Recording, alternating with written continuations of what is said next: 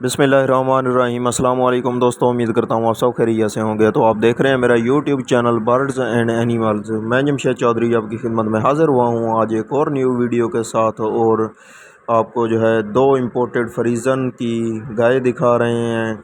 और एक गाय ने जो है रात बच्चा दिया था और वो बच्चा भी आप चेक करें, माशाल्लाह बहुत ही खूबसूरत। और ये जो है इम्पोर्टेड सीमन का बच्चा जो पैदा हुआ है, इस गाय को इम्पोर्टेड सीमन लगाया था। Hey there. Subscribe to my channel and also press this bell icon. दोस्तों माशाल्लाह बहुत ही खूबसूरत प्रिंट में ये गाय जो है मौजूद हैं।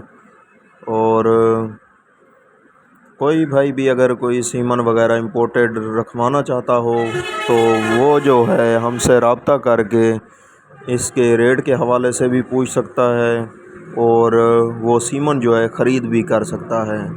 तो उम्मीद करता हूँ मेरी ये वीडियो आप सब दोस्तों को पसंद आई होगी। तो मेरे चैनल को सब्सक्राइब कर लें और बेल आइकन का बटन ज़रूर दबाएं।